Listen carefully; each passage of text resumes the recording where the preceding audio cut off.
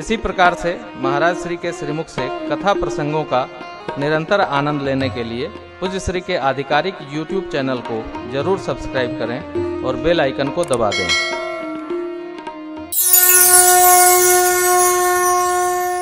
कल भगवान तीर्थराज प्रयाग में विश्राम किए थे। प्रयाग तीर्थों के राजा हैं।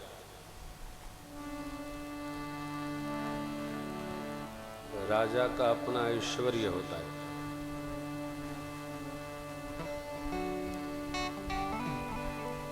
राजा कहने से नहीं, रहने से। जगत के राजा ने तीर्थराज प्रयाग के लिए कहा, क्या कहा?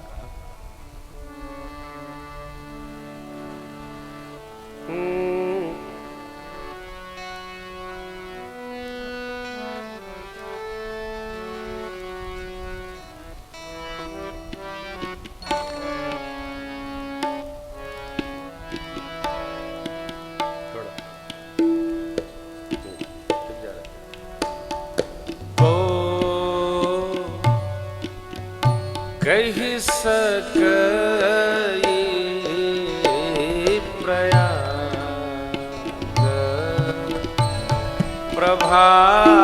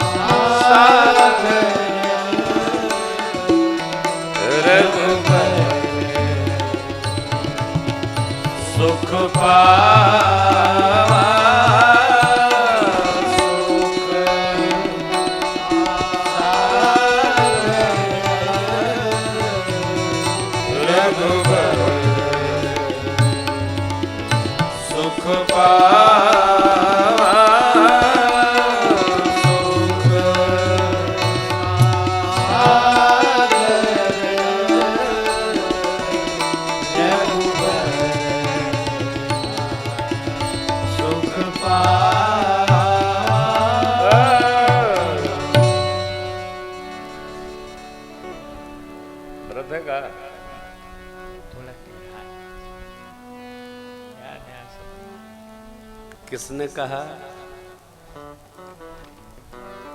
प्रभु राम ने कहा। किसके लिए कहा?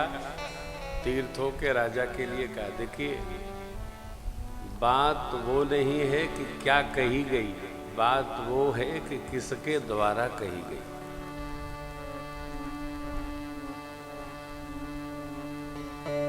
जैसे कोई बात आती है तो जैसे पिताजी का संदेशा पुत्र को दीजिए, बाबूजी बुलाएं, किसने कहा है? पिताजी ने कहा। तो आप ये नहीं कहेंगे कह दो आ रहे हैं।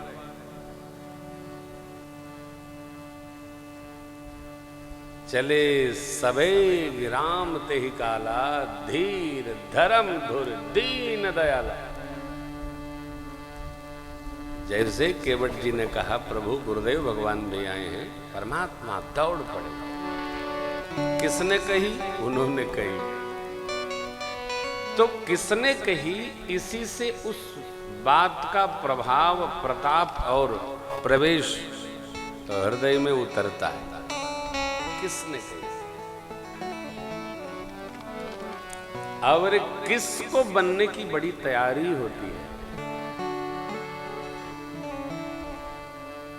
परमात्मा जगदीश मेरे राम कहते हैं, कौन कह सकता है तीर्थराज का प्रभाव पाप रूपी हाथियों का वध करने के लिए ये सिंह स्वरूप है। ध्यान रखिएगा, प्रयाग में जाकर कुछ नहीं करना है। अस तीरथ पति देख सुहावा, सुख सागर रघुबर सुख पावा। भगवान को सुख मिला। नदियों को, तीर्थों को, सरोवरों को, अर्चा विग्रहों को, मंदिरों को, वन प्रदेशों को देखकर सबको सुख नहीं मिलता। जो भागवत हृदय रहते हैं, जो भक्त लोग होते हैं, उन्हीं को सुख प्राप्त होता है। भगत को सुख मिलता है।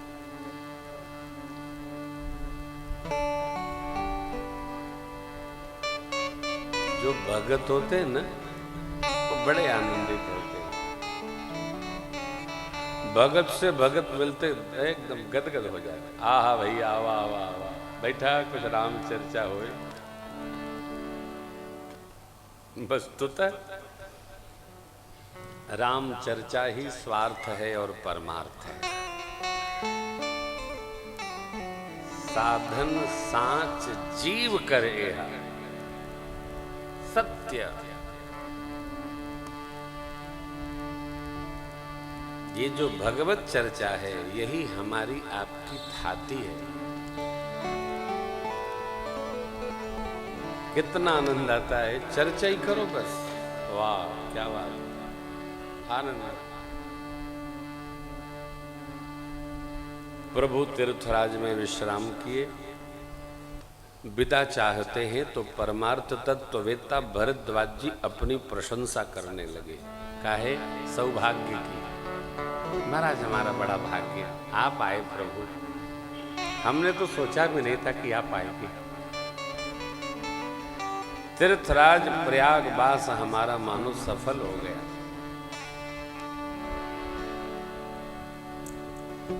आज सफल तप तीर्थ त्यागू, राम तुम ही अवलोकत। यही है ना, आपको देखकर हमारा सब सफल हो गया। हमारा कैसे, क्या, कब सफल हो रहा है, इसकी भी अपनों को अनुभूति रखनी चाहिए। जगत का प्रपंच तो लगा ही रहेगा हो, ये तो जहां है लगा ही रहेगा, आना किसी का जगत है। बरबस रात दिवस की नाई, सुख दुख का तो क्रम चल रहा है। परंतु हम मनुष्य हैं। मनुष्य होने के नाते विवेकी भी हैं, धर्मशील भी हैं, झूठ सही साच सही भगवान के अपने भगत भी हैं। तो हमसे बड़ा सौभाग्यशाली कोई नहीं है। इसकी अनुभूति हर घड़ी बना के रखनी चाहिए। आप जब इसकी अनुभूति लेंगे तो आप अपने को सबसे अधिक सौभाग्यशाली मानेंगे। और हमसे बड़ा अभागा कोई नहीं है, इसकी अनुभूति लेंगे तो आपसे बड़ा अभागा कोई होगा भी नहीं। अनुभूति में रहिए, बड़ा आनंद है। भगवान की बड़ी कृपा है, रहमत बरस रही है, कृपा बरस रही है हर घड़ी हर क्षण।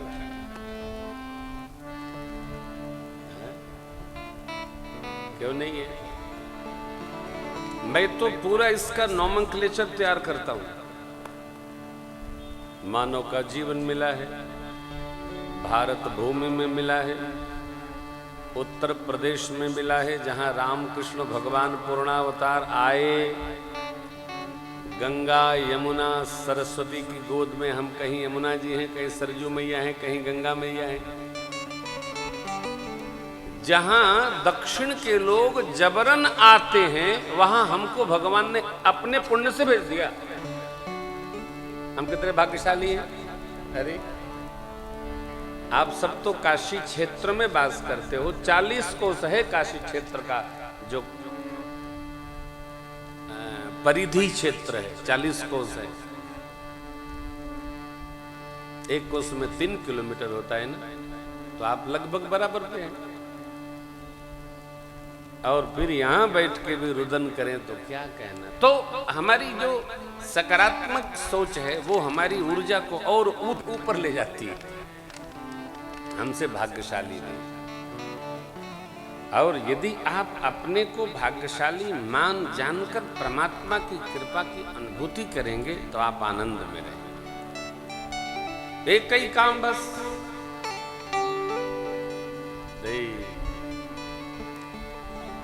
तीसरा, हमारे में भगवान के प्रति रुचि है। भजन में हमारी रुचि है। रुचि भी सबकी नहीं होती। पूर्व जन्म के पापते हरि चर्चा न सुहाए। हरि चर्चा अच्छी लगती नहीं, नींद आ जाती है। कैसे? जैसे ज्वर के तापते क्षुधा स्वयं चली जाए। बुखार होवे तो भूख नहीं लगती। और आपको भगवत चर्चा अच्छी लगती है तब आप निश्चयात्मक पुण्यशाली जीव हैं। अनुभूति करो। बहुत अच्छा। अब हमारे आपके पास 3 धाती है। एक है शरीर तन, एक है वाणी वचन और एक है मन। तन तो भैया अपने हाथ में है, वाणी अपने हाथ में नहीं है। आप कहेंगे क्यों? अभ्यास कर लीजिएगा। कई बार हम चाहते हैं वो बोलते हैं, कई बार हम नहीं चाहते हैं वो बोला जाता है। कौन बोलता है? न जाने कौन बोलता। भैया गलती हो गई, माफ करना हमको।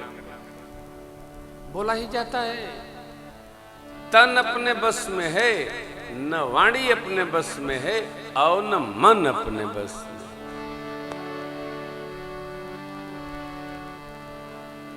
तो तन को जितना हो सके सत्कर्मों में लगाइए।